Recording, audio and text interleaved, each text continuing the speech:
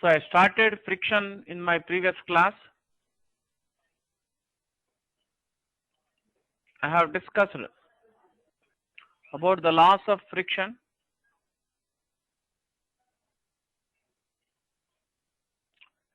So as I discussed in the previous class, if a horizontal force is applied on a block resting on rough horizontal floor as shown in the figure,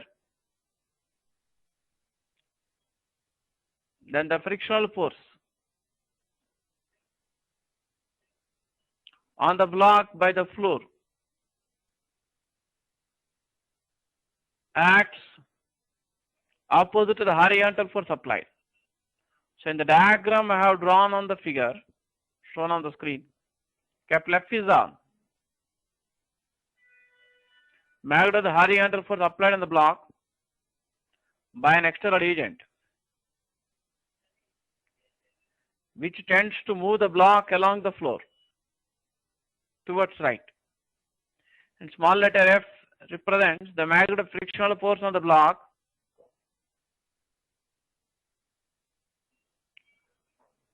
by the floor, which acts towards left opposing the relative motion between the block and the floor. As explained in the previous class, the block starts moving only when the magnitude of the horizontal force applied to the block exceeds the limiting friction between the two surfaces in contact.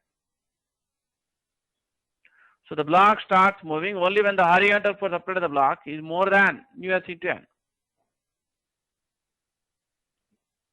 That means the block starts moving even if the horizontal force applied to the block just exceeds the limiting value of friction nu s into n.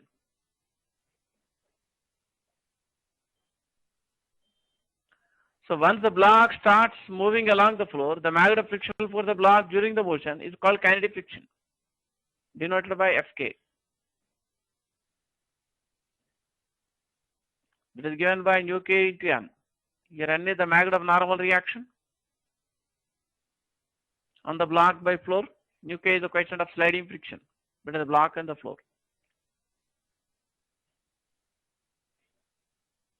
So it's a common observation that the force required, the minimum force required to just maintain the motion of the block after it starts sliding along the floor is a little less than the minimum force needed to just start the block moving when the block is originally at rest. So if the block is originally at rest, the least horizontal force needed to just start the block moving is about nu s into n.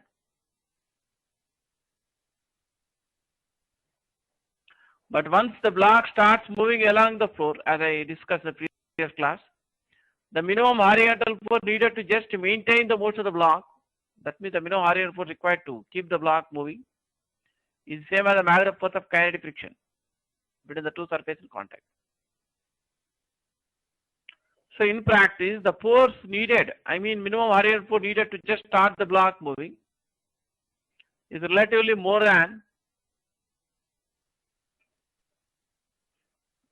the minimum force needed to maintain the motion of the block along the floor after it starts moving. That means in general, for two surfaces in contact, we can say that the magnitude of the force of kinetic friction is less than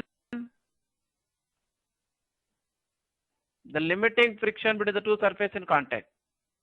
That is, magnitude of force of kinetic friction between the two surfaces in contact less than the maximum value of static friction between the two surfaces in contact.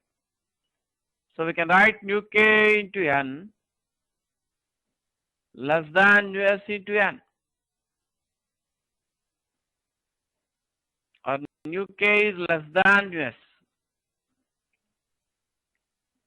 That means for a given pair of surface in contact, coefficient of kinetic friction between the two surfaces in contact less than the coefficient of static friction between the two surfaces in contact.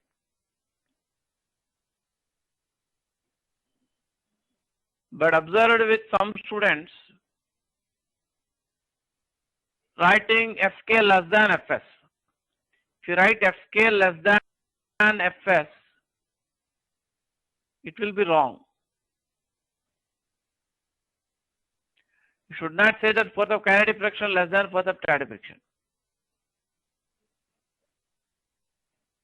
We can say that magnitude of force of kinetic friction between the two surfaces in contact will be less than the maximum value of force of static friction between the two surfaces. That means magnitude of force of kinetic friction is less than the limiting value of the force of friction between the two surfaces in contact. Fs may not be equal to the limiting value in all the examples we deal in future. Some of the problems we are going to discuss in future, force of static friction may be less than the limiting value.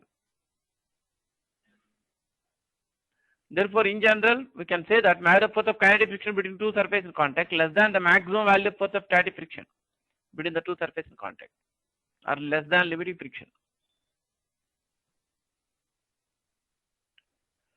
So, I would like to show the variation of magnitude of friction force on the block with increase in the horizontal force applied on the block graphically. As I discussed in the previous class, suppose if the block is at rest, if the block is originally at rest, if a horizontal force F is applied on the block when it is initially at rest, let us suppose the magnitude of the horizontal force applied on the block is increased gradually from 0. So when the block is at rest, that means when the horizontal force applied on the block is less than the limiting friction, the block will be at rest. Then magnitude of friction for the block will be same as the magnitude of horizontal force applied. So if you draw a graph showing the variation of magnitude of friction for the block with increase in the horizontal force applied, that means the magnitude of horizontal force applied on the block is taken along x-axis and magnitude of friction for the block is shown along y-axis. Then when the block is at rest, we can write y equal to x. You must be knowing y equal to x represents what? What is the shape of the graph for the equation y equal to x? You must be knowing that y equal to x represents the equation of a straight line passing through origin. What is the slope of this line?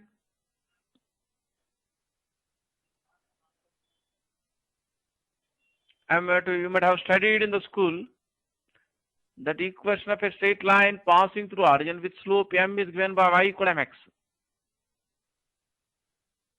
So compare the equation y equal to x with y equal to mx. That means the slope of the line equal to 1. Slope m equal to 1. So what angle the straight line makes with the horizontal direction? In general, if a straight line makes an angle theta with the positive direction of x-axis, slope of the straight line is given by m equal to tan theta. So if tan theta equal to 1, you can say theta is 45 degrees. So when the block is at rest, the graph of magnitude of horizontal force applied versus magnitude of friction force will be a straight line passing through origin which makes an angle of 45 degrees with x-axis. But once the horizontal force applied on the block exceeds the limiting friction, the block starts sliding along the floor with an acceleration. Once the block starts sliding along the floor with an acceleration, the magnitude of friction for the block does not change. It remains constant. Here we assume that the floor is uniform, equally rough throughout the motion of the block. The floor is uniformly rough or equally rough at all positions of the block. Then magnitude of kinetic friction of the block during the motion does not change with increase in the magnitude of horizontal force applied on the block. So when the block is in accelerated motion, the equation of the graph we can write y equal to constant, which represents straight line passing through, I'm sorry, which represents straight line parallel to x-axis.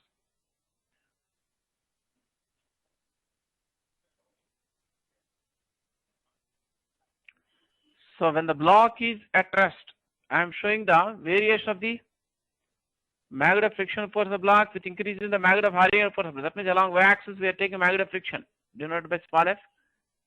Along x-axis we are taking the capital F. That means magnitude of the horizontal force applied on the block towards right is shown along x-axis, and magnitude of friction force of the block denoted by small f is taken along y-axis. So when the block is at rest, the graph will be a straight line passing through the origin, making an angle of 45 degrees. The equation of this line is y equal to x.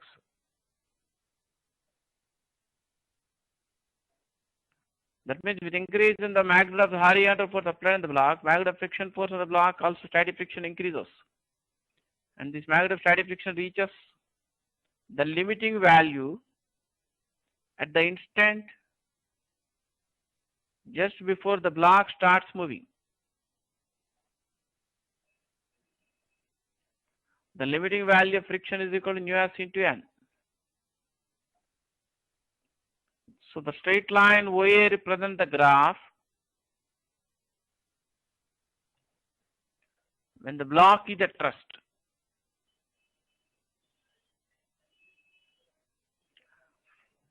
That means at the point A on the graph, the x coordinate and y coordinate are equal up to the point A.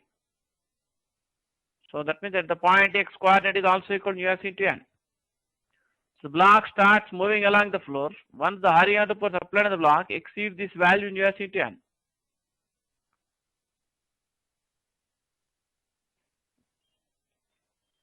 The straight line BC represents the graph when the block is in accelerated motion along the floor.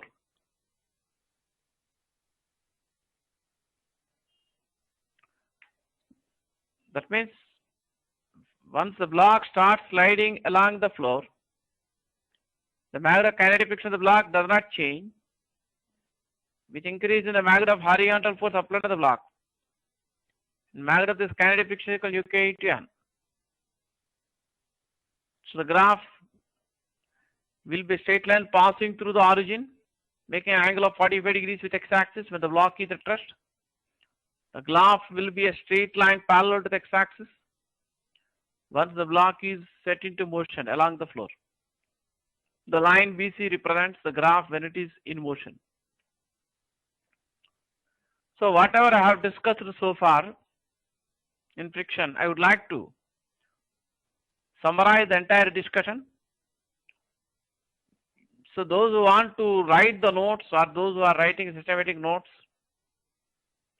they can start writing the notes after I start showing the notes for them. So I am going to show you the summary of the discussion or the point which you can write down in the form of a notes in case you are writing the notes. Come on, look at the summary of the discussion I have done so far in friction.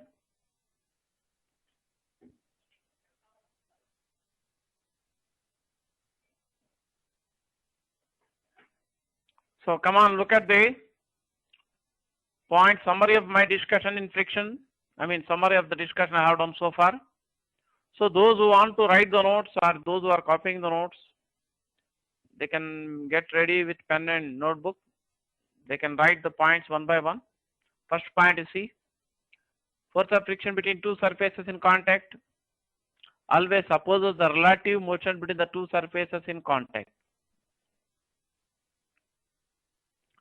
Then second point, force of friction always acts tangential to the surfaces in contact. So those who want to copy the notes, come on, they can start writing the notes.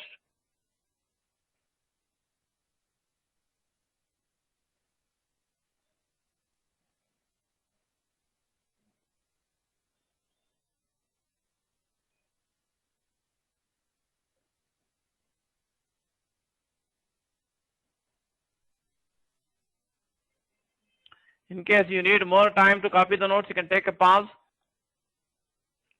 and copy the notes. Next, I am going to show you the next point, third point. Force of friction between two surfaces in contact when there is no relative motion between the surfaces is called force of static friction between the two surfaces.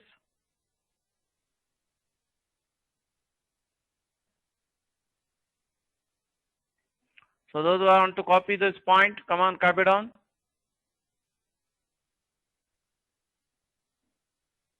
So whenever you feel that you require more time to copy the notes, you can take a pause and copy the notes.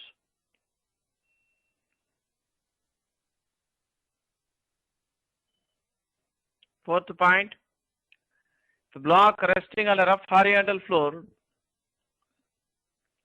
does not move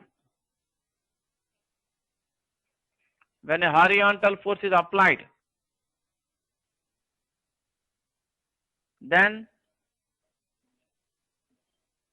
magnitude of force of static friction of the block is equal to the magnitude of the horizontal force which tends to move the block. Static friction is a self-adjusting force. As I explained earlier, if the block does not move, if the block resting on the rough horizontal floor does not move, even though a horizontal force applied on the block, then you can conclude that magnitude of static friction of the block is same as the magnitude of the horizontal force which tries to move the block. That's why we say static friction is a self-adjusting force whose value gets adjusted to be equal to the horizontal force applied. So those who want to copy the notes, come on, copy down this point also. I'd like to show you the next point here. Force of static friction between two surfaces in contact reaches the maximum value at the instant just before the relative motion begins between the two surfaces. Come on, those who are writing the notes, come on, copy down this point. That means the force of static friction between two surfaces in contact reaches the maximum value at the instant just before surface of one body begins to slip or slide over the surface of other body.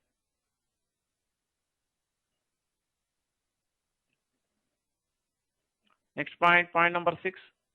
The maximum value of force of static friction between two surfaces in contact is called as force of limiting friction between the two surfaces in contact.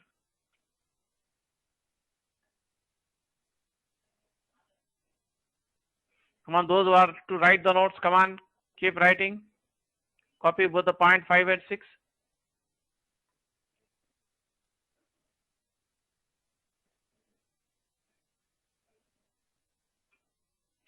So those who are having my classes in their system at home, it's not compulsory for them to write the notes, but it will be, if they can find time, it will be better if they can write the notes so that they become familiar with all the concepts. Otherwise, at least read the points once.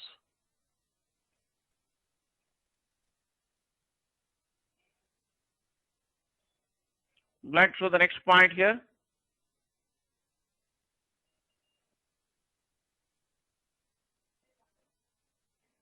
See the next point here. According to the laws of friction, the force of limiting friction between a pair of unlubricated surfaces in contact is directly proportional to the normal reaction between the two surfaces and is independent of the area of contact between the two surfaces. Come on, those who are writing the notes, write down this point also.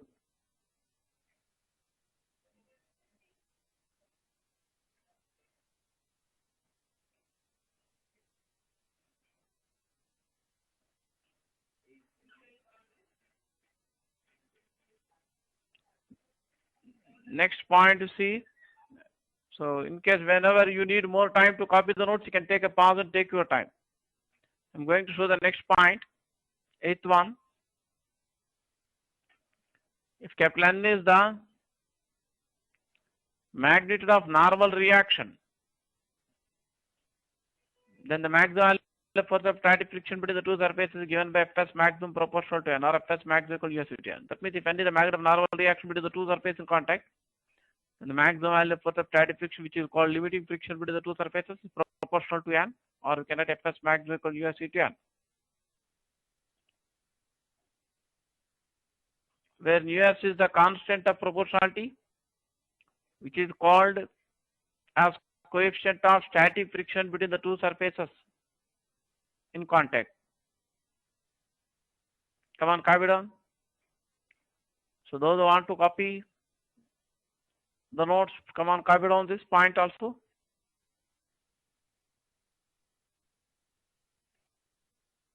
In case you need more time to copy, you can take a pause and copy down the notes.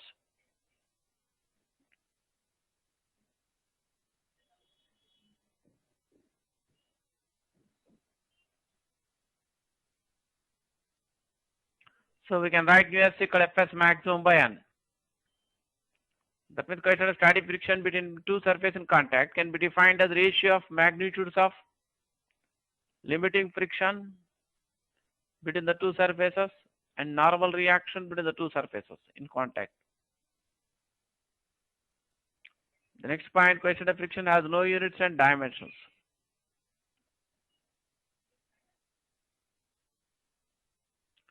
Next point, in general, when there is no relative motion between two surfaces in contact, we can write Fs less than or equal to UST. That means in every example, you should not mistake that force of static friction will be equal to UST. Whenever the block is at rest, don't mistake that static friction of the block will be equal to UST. So that is a common mistake observed with many students. Whenever the block is at rest in a problem, when they are asked what is the friction force on the block, they say UST. Static friction will not have a constant value. I mean specific value. Static friction is a self-adjusting force. Means static friction between two surfaces in contact may have any value between 0 and the limiting value, UST. In good number of examples, we come across situations where Fs is less than UST.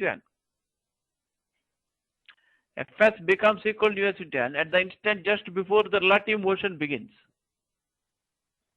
That means we can use the equality Fs equal to UST only for the instant just before one body begins to slide over the surface of other body, or just the instant just before slipping begins to take place. Come on, those who are writing the notes, finish writing.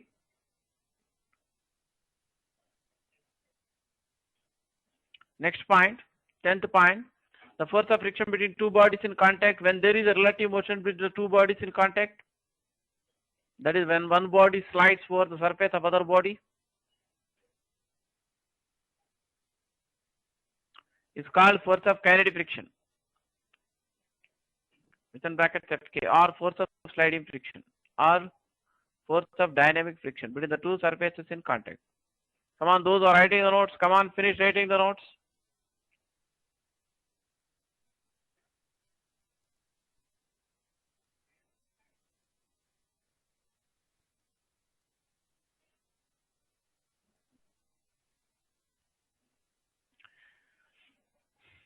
In case you need more time, you can take a pause and copy the notes. Sixth question, 11th point. It's not the question, it's only I am giving summary of the discussion. If capital N is the magnitude of normal reaction between two surfaces in contact, then the magnitude of force of friction between the two surfaces is given by Fk proportional to N. Here after the word, again I repeat the line, if capital N is the magnitude of, here OF should write, normal reaction between two surfaces in contact, then the magnitude of force of kinetic friction between two surfaces is given by Fk proportional to N, or you can write Fk equal to Uk into N. Then Uk is another constant of proportionality, which is called as coefficient of kinetic friction or coefficient of sliding friction between the two surfaces in contact. Come on. Finish writing. Those who are writing the notes, please finish writing.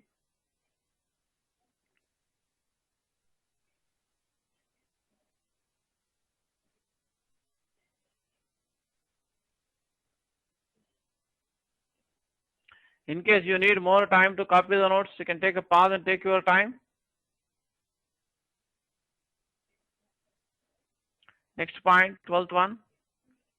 When there is slipping between two bodies A and B in contact, then force of sliding friction on one body A by the other body B acts opposite to the relative velocity of the body A with respect to the body B. So this is a concept which you have to keep in mind to know the direction of the kinetic friction between two surfaces in contact while solving numerical examples. That is, when one body A slips on surface of other body B, the force of kinetic friction on A by B will be opposite to the relative velocity of the body A with respect to the body B. Come on, copy down this, those who are copying the notes. Similarly, force of friction on body B by the body A will be opposite relative velocity of the body B with respect to the body A. Those are writing the notes, come on, right? Next, I am going to show you the next point. 13th one. The force of kinetic friction between two bodies in contact is independent of relative velocity between the two bodies, provided it's not very high, and also independent of the area of contact between the two bodies. So those who are writing the notes, they can also copy this point.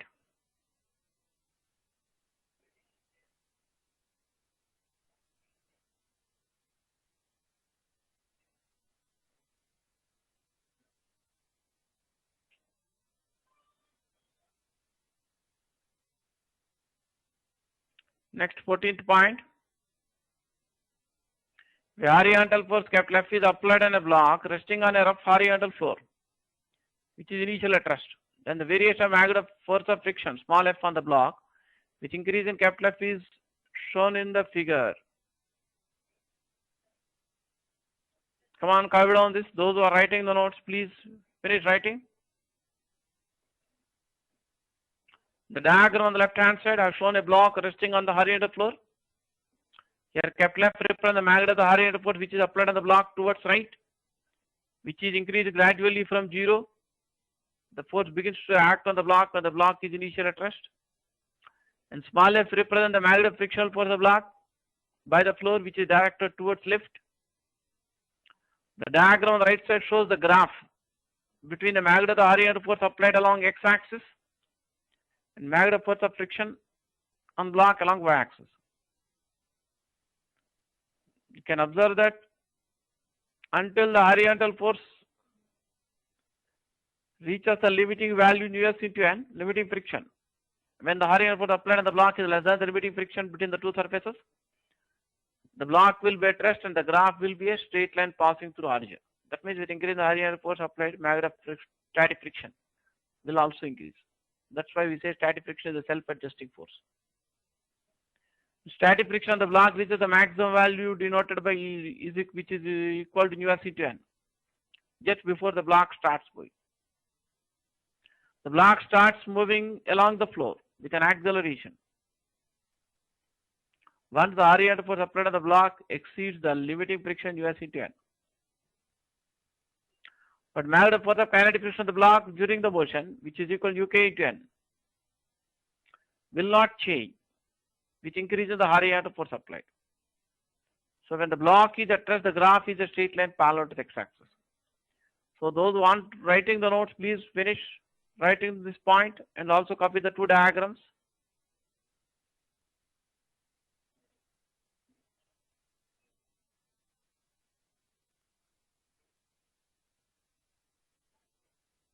In case you need more time to copy the notes, you can take a pause and take your time. I'm going to show you the next point.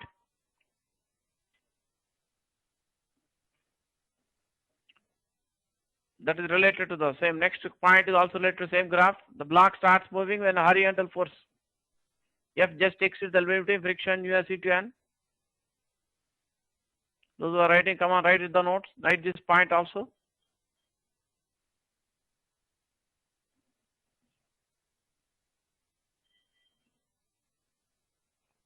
Once the block is set into motion along a uniform rough horizontal floor, then the minimum horizontal force required to just maintain the motion of the block is equal to the magnitude force of kinetic friction between the two surfaces. Here I have set uniform rough horizontal floor. Means coefficient of friction between the block and the floor, we assume it to be constant, same throughout the motion of the block, and the block is equally rough at all positions of the block. I mean the floor is equally rough, uniformly rough at all positions of the block.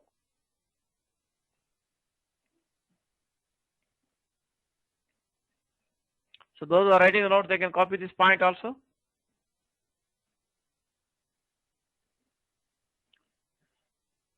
Next, I am going to solve one problem here. Look at the problem on the screen. That is the problem number 1 in friction. A horizontal force of magnitude F is applied on a block of weight 120 newtons, which is initially at rest on a rough horizontal floor. Within brackets, US equal to 0.5, 0.5 and UK equal to 0.4. Find the magnitude of contact force between the block and the floor after 1 second. When there are two parts of the problem, first part F equal to 15 newtons, second part of the question F equal to 70 newtons. So I am going to discuss this problem now.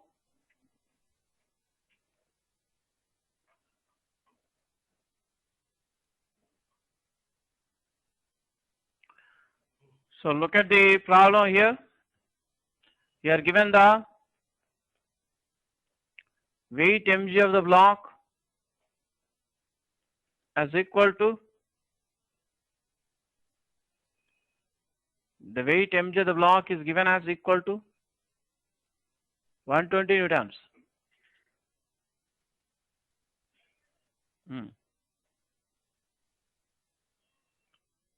So the weight mg of the block is given to be 120 newton.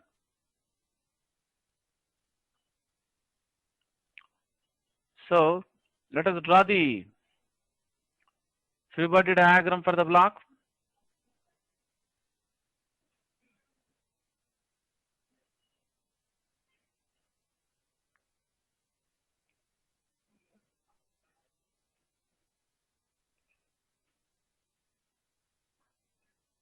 So the first external force which acts on the block is its own weight mg, which is the gravitational force on the block by the earth, which acts vertically downwards. The second force on the block is the normal reaction force on the block by the floor, which acts vertically upwards.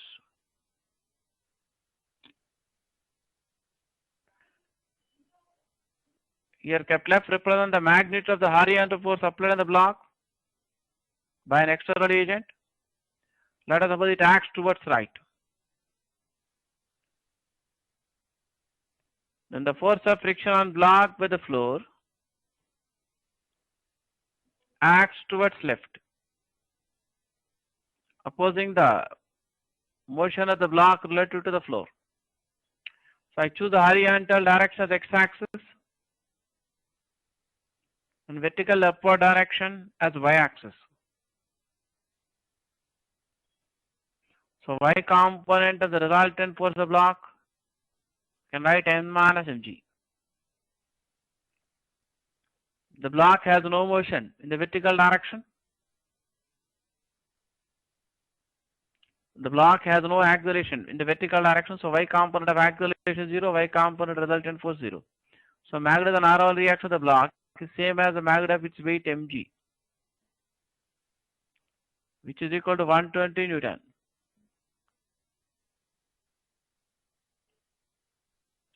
So maximum value of force of static friction, which we call limiting friction, is equal to nu s into n.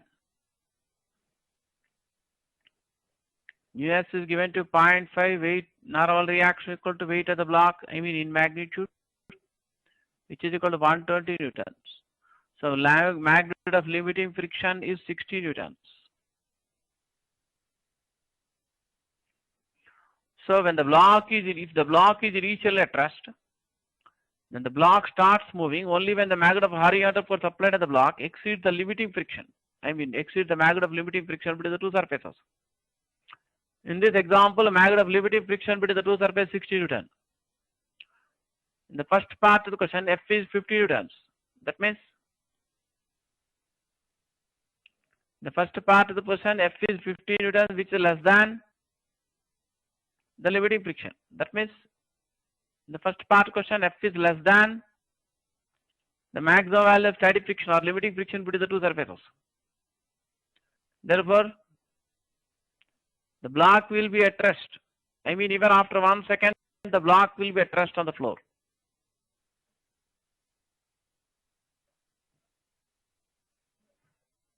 In the first part question, the block is at rest.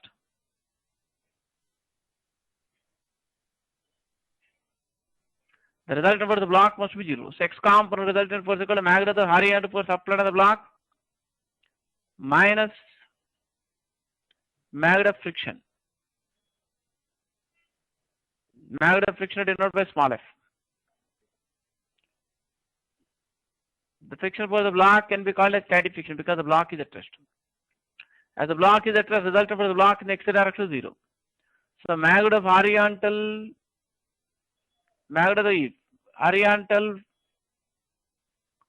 component of the force on block by floor, I mean magnitude of static friction, same as the magnitude of the horizontal force applied, which is equal to 50 newtons. So magnitude of static friction force on the block is 50 newtons in the first part question, which is same as the magnitude of horizontal force applied. In the free body diagram I have drawn, here N represents magnitude of the normal reaction force on block by the floor. Small f represents the magnitude of friction force on block by floor. That means both the forces small f and capital N represent the forces on block by floor. You can say this way, N is the magnitude of the vertical component of the force exerted on the block by the floor. This small f or Fs represent the magnitude of the horizontal component of the force exerted on block by the floor. Therefore, the magnitude of the net force exerted on block by the floor will be the resultant of N and Fs. This net force exerted on block by the floor in contact, we call contact force between the block and the floor. So magnitude of the contact force between the block and the floor means it is equal to the magnitude of the net force on block by floor, which is the resultant of N and Fs. So here the normal reaction force acts vertically upwards, static friction of the block acts towards left in the horizontal direction. That means they are perpendicular. So magnitude of the contact force between the block and the floor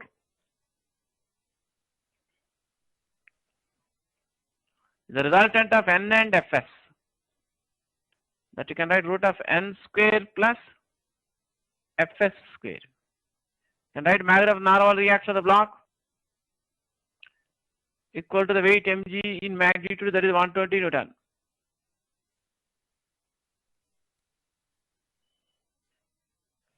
Magnitude of static friction of the block is equal to 50 Newton.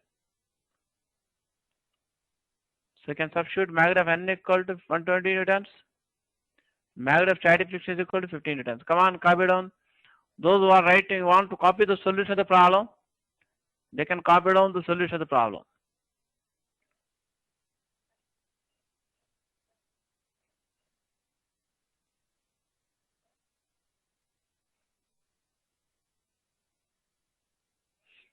So if you simplify this, you get 130 Newton. So for first part of the question, answer is 130 Newton.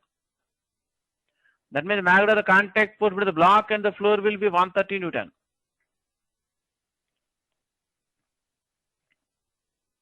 In case you need more time to copy the solution of the problem, you can take a pause and copy the solution of the problem. I am going to discuss second part of the question.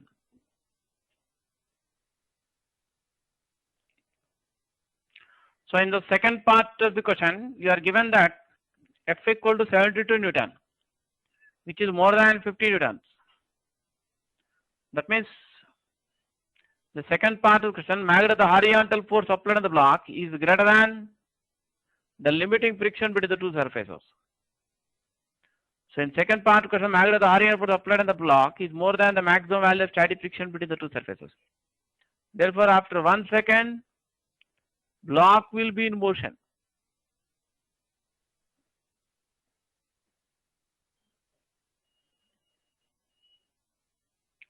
The block is in motion, the magnitude of frictional force of the block will be equal to the kinetic friction. Magnitude of kinetic friction is denoted by Fk, which you can write nu k into N. Here magnitude of normal reaction is same as the weight mg of the block. Nu k is given to be 0.4. The weight mg of the block is given to 120 Newton.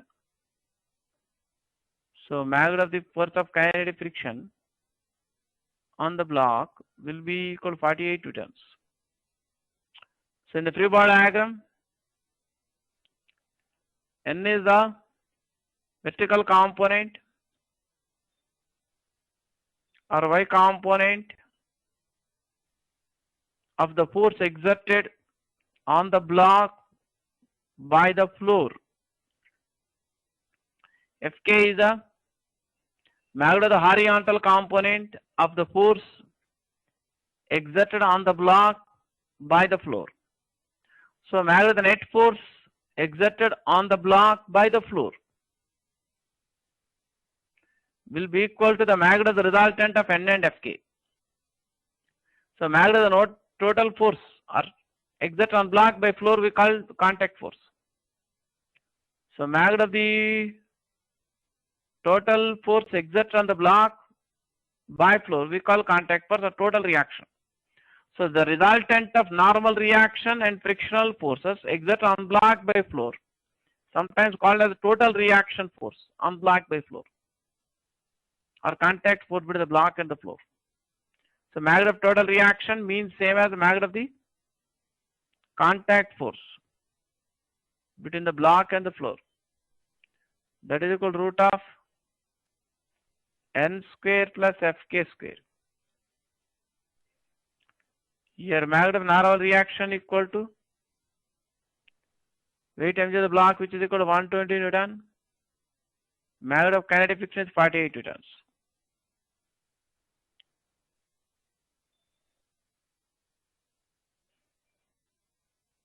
Come on, simplify this. Come on, those who want to copy the solution of the problem, they can copy down.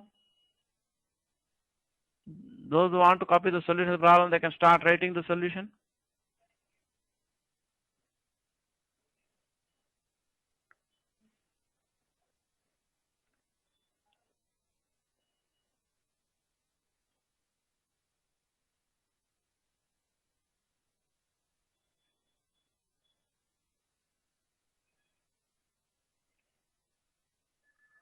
Can simplify it further.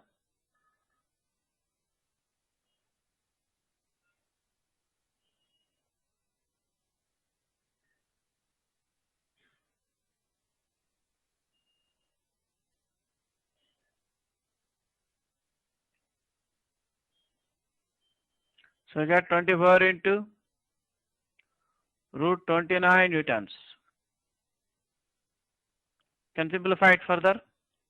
So in case you need more time to copy the solution of the problem, you can take a pause and copy the solution of this problem. In my next class, I am going to discuss some special cases in friction. That means most of these special cases I discuss based on motion of the block along the rough horizontal floor.